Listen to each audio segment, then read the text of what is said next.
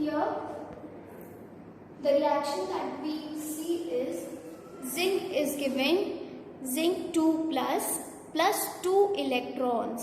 Zinc is undergoing oxidation, and on the right side copper 2 plus is accepting 2 electrons to give copper solid. Zinc is undergoing oxidation and copper is undergoing reduction. क्योंकि galvanic cell में oxidation और reduction एक साथ हो रहा है, तो इन दोनों का नाम कंबाइन किया गया और इन दोनों की रिएक्शन को भी कंबाइन किया गया. उस रिएक्शन को बोला गया रिडॉक्स रिएक्शन. इसे हम कैसे लिखेंगे कि जिंक 2 प्लस 2 इलेक्ट्रॉन, ये नेट सेल रिएक्शन है. मैं इसको मिटाती हूँ. एंड कॉपर 2 प्लस 2 इलेक्ट्रॉन, इन दोनों को हम ऐड करके लिखेंगे नेट सेल रिएक्शन. कैसे लिखेंगे? ये जो 2 इलेक्ट्रॉन है ये लेफ्ट साइड है और ये 2 इलेक्ट्रॉन ये राइट साइड है, ये गेट्स कैंसिल्ड. अब हम इसको ऐड करेंगे तो कैसे लिखेंगे? Zinc plus copper 2 plus will give zinc 2 plus copper. This is our net cell reaction. It is also known as redox reaction, as zinc is undergoing oxidation and copper is undergoing reduction. One more thing. See this equation. हमें कैसे पता चलेगा कि किस पे oxidation हो रहा है? तो बहुत आसानी से देख सकते हैं. यहाँ पे जिंक पे कुछ नहीं लिखा है, ठीक है, बट यहाँ पे जिंक 2 प्लस लिखा है ना. इससे पता चल रहा है कि जिंक पर चार्ज बढ़ रहा है. जब जिंक पर चार्ज बढ़ रहा है तो वो ऑक्सीडेशन होता है. जब जिंक पर चार्ज बढ़ रहा है तो वो ऑक्सीडेशन होता है. अब कॉपर पे देखिए, कॉपर पे चार्ज कम हो रहा है. कॉपर पर चार्ज 2 प्लस से 0 हो रहा है, तो वो रिडक्शन होता है. Since we talk of half cell in the galvanic cell, so now we will discuss what is half cell. Half cell में एक एटमॉस्फेयर के प्रेशर से हाइड्रोजन गैस को प्लैटिनम इलेक्ट्रोड, ये प्लैटिनम इलेक्ट्रोड है, उससे पास कराते हैं एसिड सोल्यूशन में, जिसका concentration H plus is equal to, इसका H प्लस कॉन्सेंट्रेशन कितना है? 1 मोल पर लीटर और 298 केल्विन और 25 डिग्री सेल्सियस पे जब पास कराते हैं, बबल कराते हैं, तो उसे हम हाफ सेल कहते हैं. अब सिंस इसमें 3 कंडीशंस फुलफिल हो रही हैं, जो कि हैं 1 एटमॉस्फेरिक प्रेशर, 25 डिग्री सेल्सियस और 298 केल्विन एंड कॉन्सेंट्रेशन ऑफ 1 मोल पर लीटर, तो इसे हम स्टैंडर्ड हाइड्रोजन इलेक्ट्रोड भी बोलते हैं. ठीक है.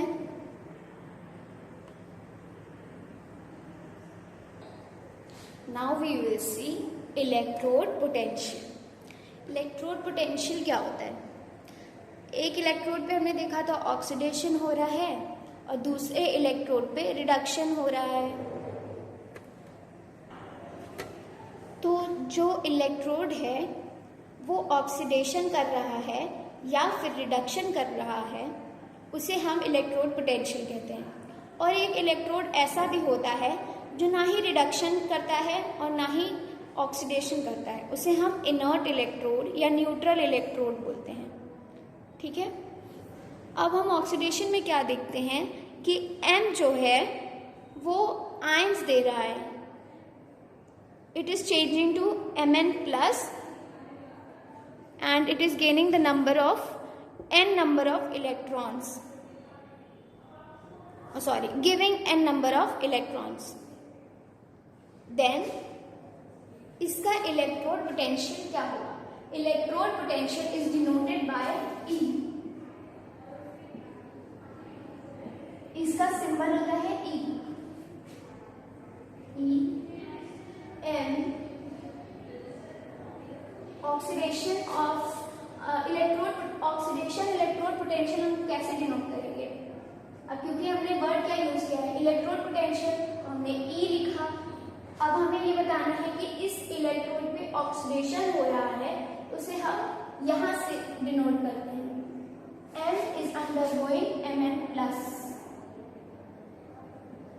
That means it is giving electrons.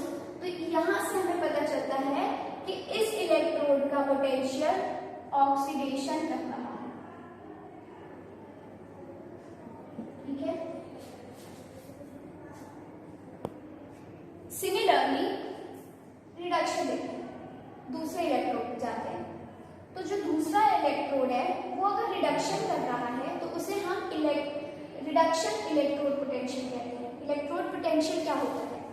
चाहे वो इलेक्ट्रोड ऑक्सीडेशन करे या रिडक्शन करे या कुछ ना करे। ठीक है, तीन तरह के होते हैं, oxidation electrode potential, reduction electrode potential, neutral electrode potential. Neutral electrode उसमें कोई पोटेंशियल ही नहीं होता, इसलिए उसको पोटेंशियल नहीं बोलते हैं। तो अगर ये रिडक्शन इलेक्ट्रोड पोटेंशियल है तो हमने क्या लिखा? E लिखा। This stands for electrode potential. अब हमें कैसे पता चलेगा कि रिडक्शन कर रहा है? तो हम इसके मेटल को लिख करके इलेक्ट्रॉन को एक्सेप्ट करा देंगे। That means Xn plus is changing to X। इससे पता चलता है कि इस इलेक्ट्रोड का रिडक्शन पोटेंशियल होता है। This stands for reduction electrode potential.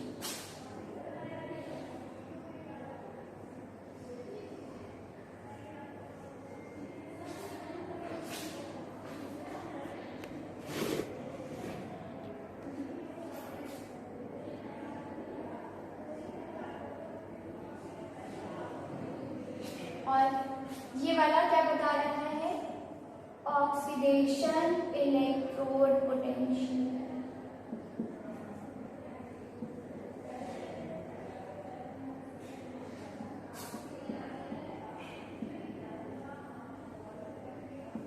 ठीक है, now let's try to write the electrode potential.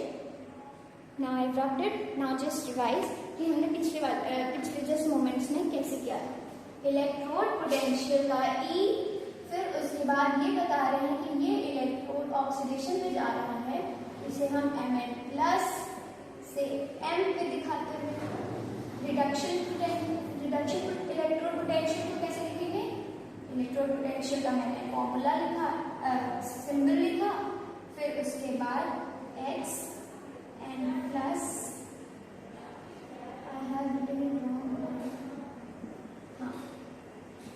X। ठीक है, अब यही चीज जब स्पेशल स्टैंडर्ड कंडीशंस में लेती हैं, जैसे कि प्रेशर आपका 1 एटमॉस्फेयर हो, टेम्परेचर 298 केल्विन हो, कॉन्सेंट्रेशन 1 मोल पर लीटर हो, तो उसे हम स्टैंडर्ड इलेक्ट्रोड पोटेंशियल बोलते हैं। स्टैंडर्ड इलेक्ट्रोड पोटेंशियल का सिंबल है E0। E0 standard oxidation potential हो गया ये। एक second, let me make it more easy for you. I am writing all the terms जो मैं बोल रही हूँ। अगर इलेक्ट्रोड पोटेंशियल एक एटमॉस्फेयर के प्रेशर पे 298 केल्विन पे और कॉन्सेंट्रेशन 1 मोल पर लीटर की कंडीशंस फुलफिल कर रहा है तो उस इलेक्ट्रोड पोटेंशियल को हम स्टैंडर्ड इलेक्ट्रोड पोटेंशियल बोलते हैं। उसका सिंबल होता है E0। This standard electrode potential में भी दो तरह के होते हैं, स्टैंडर्ड ऑक्सीडेशन पोटेंशियल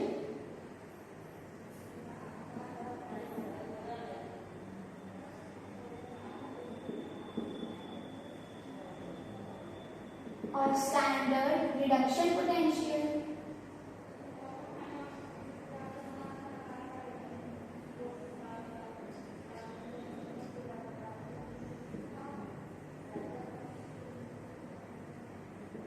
और क्योंकि इसका सिंबल E0 है, तुमने E0 लिख दिया, E0 लिख दिया। ठीक, अब हमें कैसे पता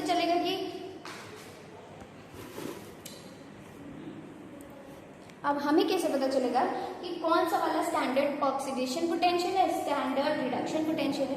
तो जैसे कि हमने यहाँ पे भी किया था, यहाँ पे किया था, वैसे ही हम इसके साथ भी करेंगे। तो हम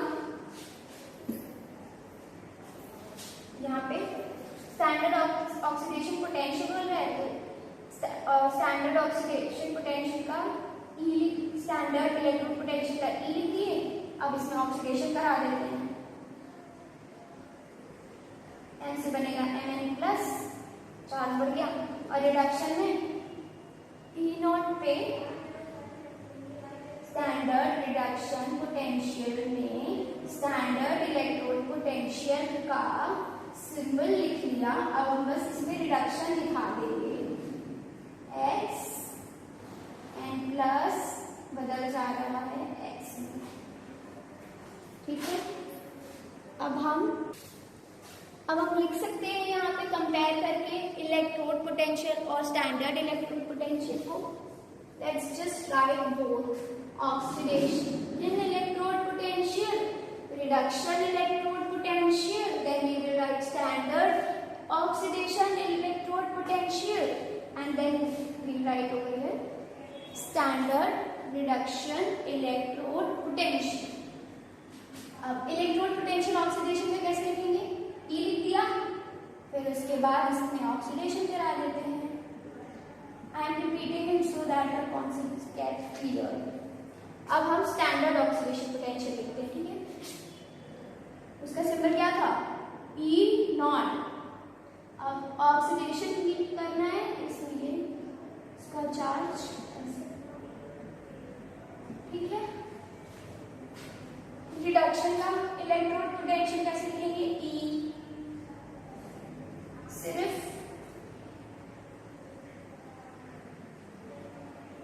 X प्लस। अब जब यही रिडक्शन पोटेंशियल स्टैंडर्ड कंडीशंस को फुलफिल करने लगेगा तो उसका सिंबल हो जाएगा E0 और Xn plus. You did it. Now children, take a look at the board. मैंने ऐसे लिखा है कि इलेक्ट्रोड पोटेंशियल दो टाइप का हो गया, oxidation electrode potential along with its symbol E, M changes to Mn plus, and electrode reduction electrode potential along with its symbol E, Xn plus is changing to X in the reaction. Then the next point, standard electrode potential को हम अपने convenience के लिए SEP से करेंगे denote. अगर आपको नाम याद रखने में प्रॉब्लम हो रही है तो आप SEP याद रखेंगे, फिर आप जब एग्जाम में भी अगर क्वेश्चंस करेंगे तो आप अगर आपके दिमाग में SEP स्ट्राइक कर जाए तो उसको आप एक्सपैंड करके फिर समझ लेंगे कि अच्छा इसमें ये हो रहा है। It will be very helpful. तो हम उसे SEP को, ये भी दो टाइप्स के हो गए क्योंकि इसमें भी रिडक्शन हो रहा है और ऑक्सीडेशन हो रहा है, बस स्पेशल कंडीशंस हैं जो कि हैं pressure is 1 atmosphere, temperature is 298 Kelvin and concentration is 1 molar। तो यही SEP हमारा दो टाइप का हो गया, SOP, SRP। अब SOP stands for standard oxidation potential and SRP stands for standard reduction potential. ठीक है, इलेक्ट्रोड पोटेंशियल का सिंबल E है। स्टैंडर्ड इलेक्ट्रोड पोटेंशियल को हमने SEP से लिखा है। SEP दो टाइप का है, SRP and SOP। Now we will take a look at EMF. EMF is the difference of electrode potential. It is just the application of electrode potential. दो electrode potential होते हैं एक गैल्वेनिक सेल में, दो electrode होते हैं, ठीक है। तो वही उसी, अब उसमें वोल्ट मीटर लगा था ना, तो इसका मतलब कि उसमें कोई पोटेंशियल तो है ही है, पोटेंशियल एनर्जी। तो उसी की इलेक्ट्रोड पोटेंशियल जो डेवलप हुआ, जिसकी वजह से जिंक ने ऑक्सीडेशन करना शुरू किया और कॉपर ने रिडक्शन करना शुरू किया, उसी डिफरेंस को हम EMF कहते हैं। एक इलेक्ट्रोड पोटेंशियल ज़्यादा होगा एक का कम होगा। जैसे दो बच्चे हैं, एक के मार्क्स ज़्यादा आ रहे हैं, एक के मार्क्स 20 में से सपोज 20 आए और दूसरे बच्चे के 20 में से 15 आए, तो किसका हाई इलेक्ट्रोड पोटेंशियल होगा? 20/20 वाले का। और किसका कम होगा? 15/20 वाले का कम इलेक्ट्रोड पोटेंशियल हुआ। तो क्या करेगा, अगर दोनों को बराबर करना होगा तो वो अपने 2.5 मार्क्स 20/20 वाला 15 को दे देगा, तो दोनों के पास बराबर मार्क्स आ जाएंगे, 17.5 है ना। ऐसा होता नहीं है, but we are imagining a situation. अब जैसे पानी हाइट से गिरता है, फॉल देखा है ना, तो उसमें जब ऊपर जाते हैं तो उसका पोटेंशियल बहुत ज़्यादा होता है, तभी तो वो नीचे गिर रहा है। नीचे वाला पानी तो ऊपर कभी नहीं जाता है, क्योंकि नीचे वाले का पोटेंशियल कम होता है। तो पोटेंशियल वर्ड से हम ये याद रखेंगे जिसकी सामर्थ्य ज़्यादा है, जिसकी ज़्यादा क्षमता है, जो ज़्यादा अच्छा परफॉर्म कर रहा है, तो उसका पोटेंशियल हाई होता है, और जो जिसका परफॉर्मेंस कम अच्छा होता है उसका पोटेंशियल लो होता है। और इसी डिफरेंस को हम लोग EMF कहते हैं। Now see the change in the black board. Electromotive force का सिंबल क्या है? E cell. इलेक्ट्रोड पोटेंशियल का क्या था सिंबल? E। मगर अगर हम EMF कभी भी क्वेश्चन में लिखा होगा या बुक में E सेल लिखा होगा तो उसे हम क्या पढ़ेंगे? EMF। और इलेक्ट्रोड पोटेंशियल का क्या है सिंबल? E। मैं लिख देती हूँ।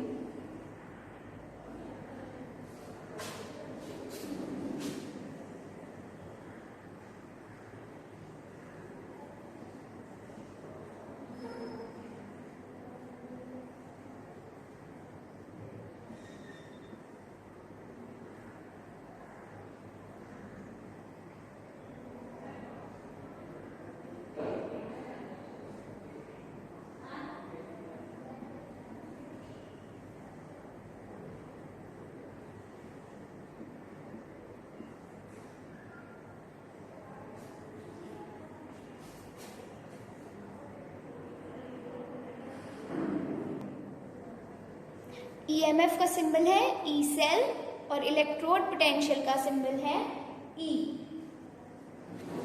नाउ अगर EMF स्टैंडर्ड कंडीशंस में हो रहा हो तब इसका क्या सिंबल होगा? Just a slight change, it will be E0 cell. और इलेक्ट्रोड पोटेंशियल का स्टैंडर्ड इलेक्ट्रोड पोटेंशियल क्या होता है सिंबल? E0। ठीक है, you can see the difference, cell का डिफरेंस है। अगर EMF होगा तो वहां पे सेल लिखा होगा, और इलेक्ट्रोड पोटेंशियल होगा तो वहां पे कुछ नहीं लिखा होगा। और स्टैंडर्ड कंडीशन पे होगा तो नॉट वाला सिंबल जरूर लगा रही है।